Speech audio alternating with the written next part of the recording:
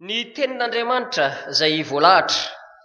perikopantsika amin'ity alina ity dia ao amin'ny filazantsarany Jaona toko voalohany, filazantsarany Jaona toko voalohany ka ny andininy fahasivy amby roapolo hatramin'ny andininy fahaefatra amby telopolo.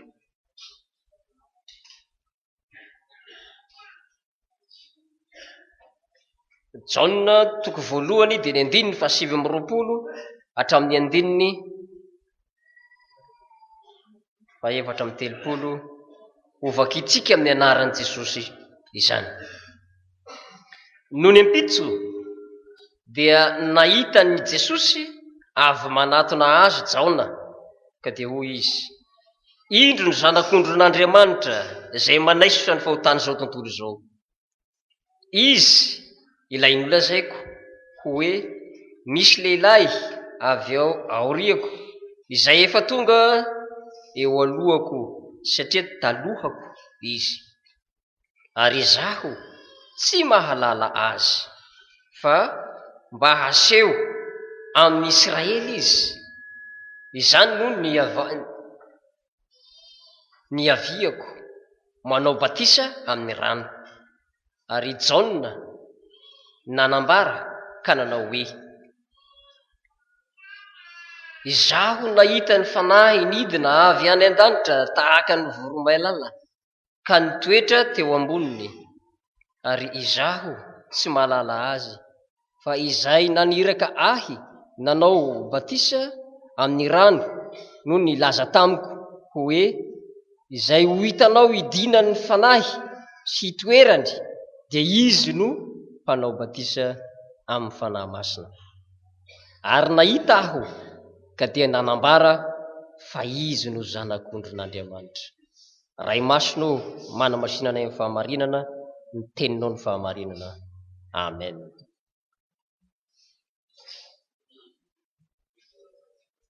Tian'i Jesosy ho mpanambara sy ho mpanondro azy tokoa ny zanaky ny fifoazana rehetra, ka ilaza sy ampitsalasalana fa izy no zanak'ondron'Andriamanitra izay manaisotra ny fahotany izao tontolo izao. Miainga avy amin'izao filazantsara izao no hanomezana antsika lesona sarobidy tokoa amin'izao isan-keritaona izao, amin'ity takariva ity, manoloana izao perikopa izay voalahatra andrianisantsika ny teny soamafaly ao anatin'izao isan-keritaona izao. Jaona dia niteny: indro ny zanak'ondron'Andriamanitra manaisotra ny fahotany izao tontolo izao. Nandritra ny fotoana elaela taoriany ny fahababoana avy any Babilôna dia nangina sy niteny Andriamanitra. Nisy fotoana izay sy nandrenesana ny feon'Andriamanitra teo amin'ny Israely, ary dia izao fahatongavan'ny Jaona izao indrindra, ary izany no mahatonga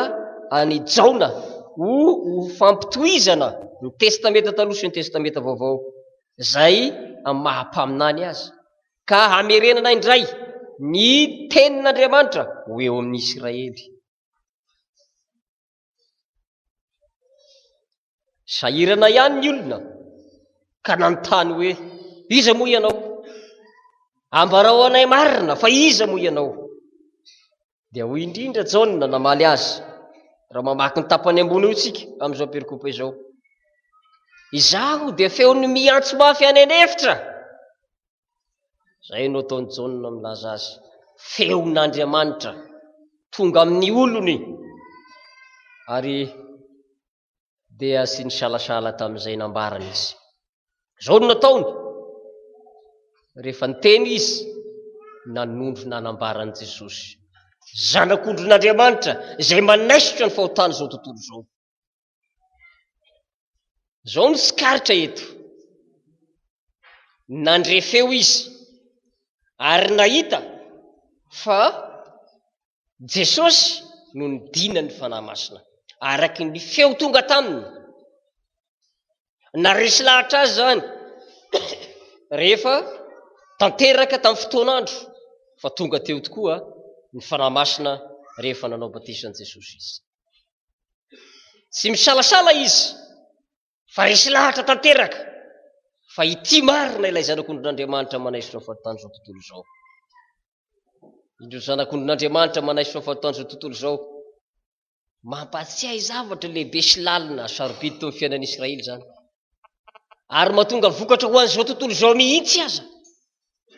Fa tarafina amin'ny pasika fahizay dia ny famonoana ny zanak'ondry tamin'ny fotoan'andro. Raha mampatsiahy izany jaona eto amin'ny anondronan'i Jesosy indrindra, dia sady mamerina ny sain'ny zanak'Israely tamin'izay fanataon'Andriamanitra fahizay, ary mampahazava ny sainy mihitsy fa ho tanteraina ny tena pasika lehibe indrindra dia ny tena fanafahana tanteraka ny zanak'olona teo anivon'ny fahotana izay tanteraka tamin'ny fiainana, na ny fanandevozana sy ny fahababoana ihany izay nahababo ny sainy tamin'ny fahalalana fa natao hoe babo dia voajanaky ny firenena anankiray araka izay nitanga tamin'ny fiainan'ny zanak'Israely. Fa mahatratra indrindra ny famaboana ataon'ny fahotana ka izay manafaka azy indrindra dia Jesosy Kristy, ilay zanak'ondrin'Andriamanitra manaisitra ny fahotany zao tontolo zao. Fanambarana lehibe mihezinezina zany, fanambarana sy manam-paharoa izany, ary fanambarana sy misy toazy ny ilazana indrindra an' Jesosy ho zanak'ondrin'Andriamanitra. Fa tafiditra ao anatin'izany indrindra ny famonoana sy ny fandatsandra hividianana ny mpanota, hanafahana izay very rehetra, ary ny sy maintsy atongavana hiatoana amin'ny azo fijaliana izay ihany lala tokana no tendren'Andriamanitra hatanteraka ny fanavotana izao tontolo izao. Tombony ho an'ny Jaona navitany izany teny izany, fa hasahiana lehibe izay tena sarobidy indrindra, ary izy navita azy dia tena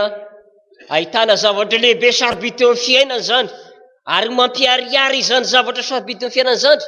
dia tsy nitsoaka izy ka tsy nahazo natakalona inona na inona, fa dia nijoroany hatramin'ny farany fanambarana fa izy no Jesosy, izy ilay mpamonjy izay no ambadika, ary izy no amonjy ny mpanota izay very. Izay no ambadika ny teny. Tokony ho mpanao izany koa ny olona vita batisa rehetra,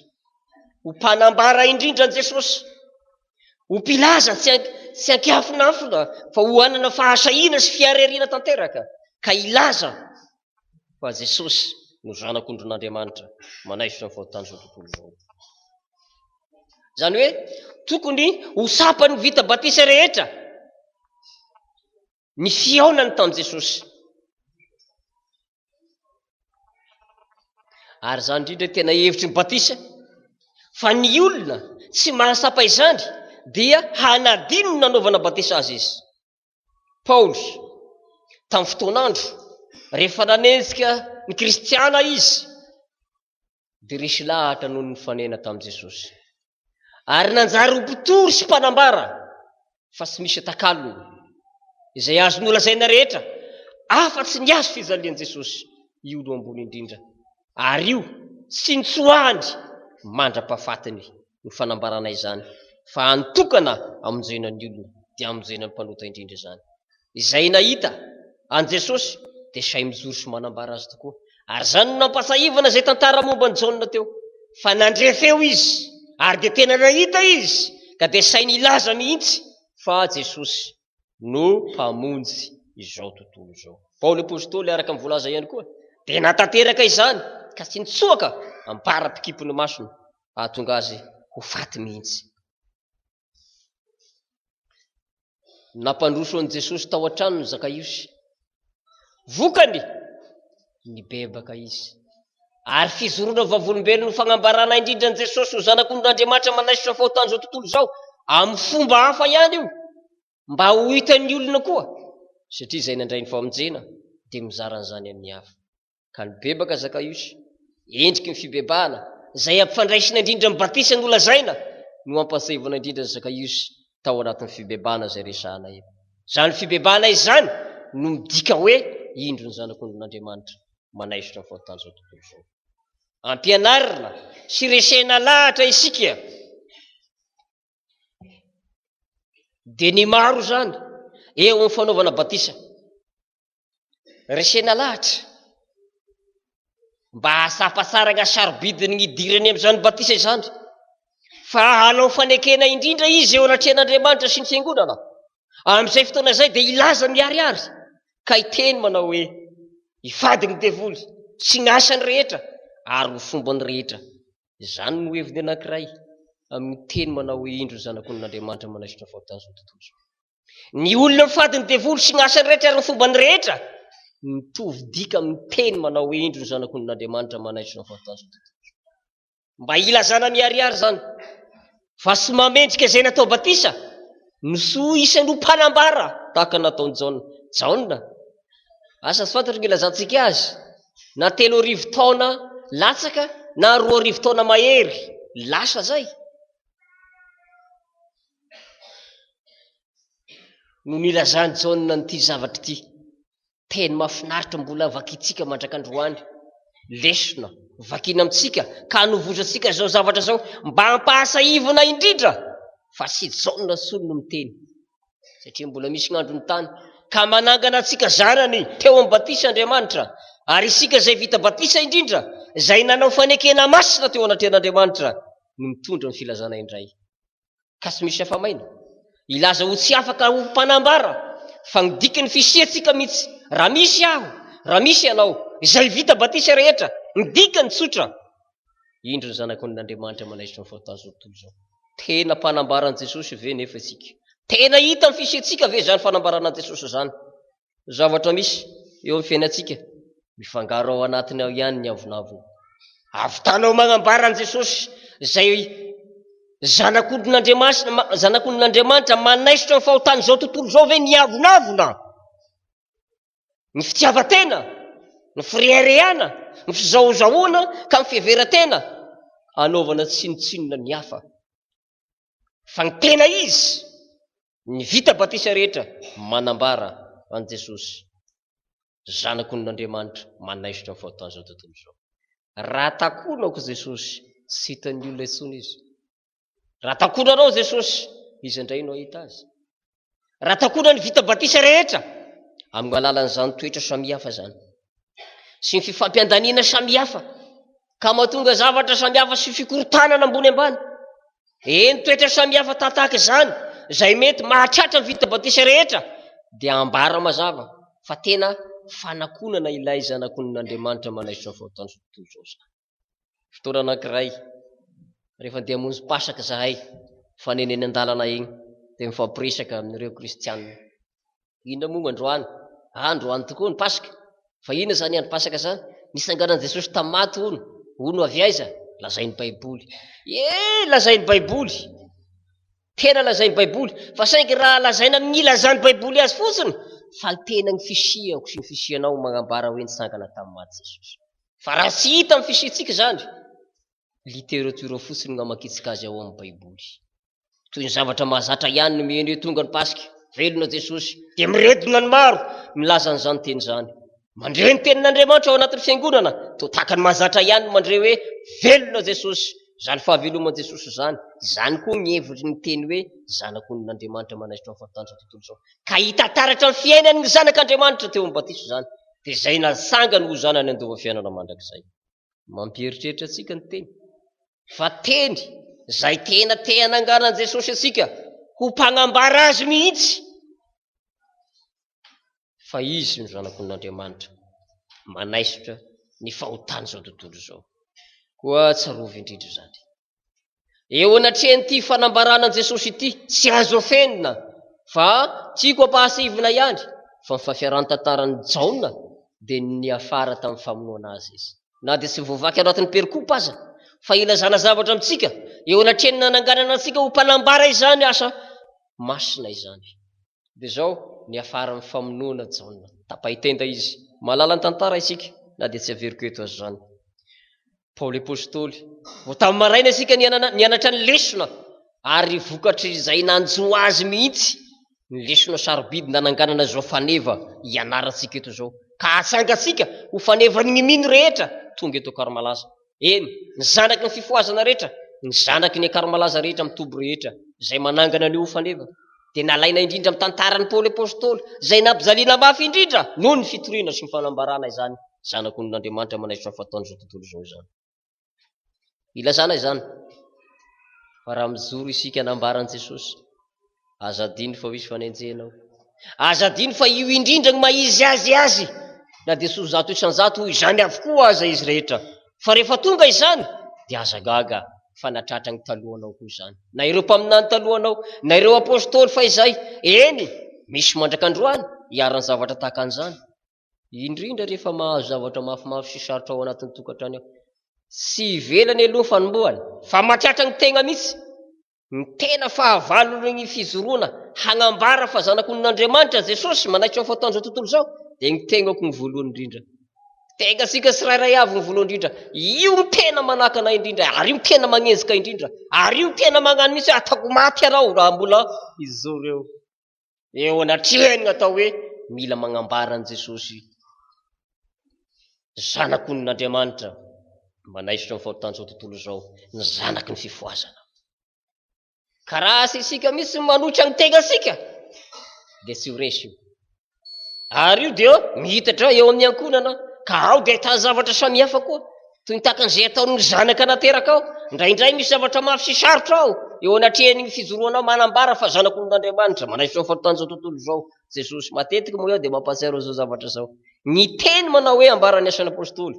minoany Jesosy tompo dia hovonjena ianao sy ny ankonanao dia sy zavatra automatika izany fa ny fisian'ny anankiray mino ao anatin'ny ankonana anao asan'ny finoana izy, tsy hafa ny asan'ny finoana fa fijoroany ilaza hoe indro ny zanako n'Andriamanitra manaisitra ny fahotan'izao tontolo izao, ka izany dia iainako sy io zaraiko amin'ny hafa ary manomboka amin'ny ankonako izany ny vady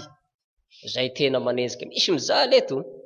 misy arany zava-sarotra any amin'ny tokantrano any enjeny ny vadiny mihitsy satria mizoro amin'izany, ny antony mahatonga anazy manenjika anao io satria anao mizoro amin'ny teny hoe indro ny zanako n'Andriamanitra manaisitra ny fahotan'izao tontolo izao, aza gaga ary aza matahotra ka misoaka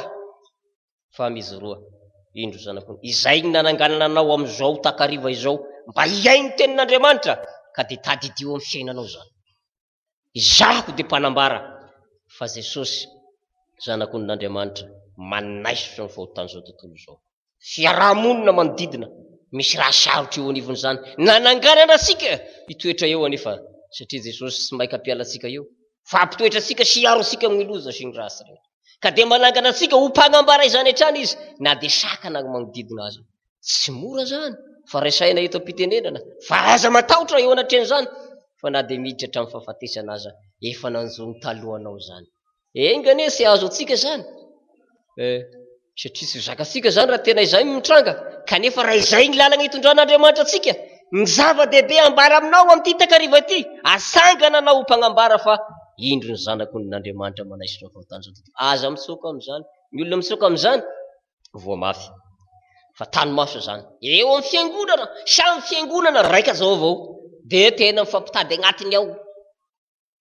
dia mifampanano zay raha metimety hifagnano ifandratana sy hifamonoana agnatiny ao dia kivokivy ao dia miala dia raha mbola igny eo dia hisoaka ao, ho aiza sy agnambara sony va aiza ny agnambaranao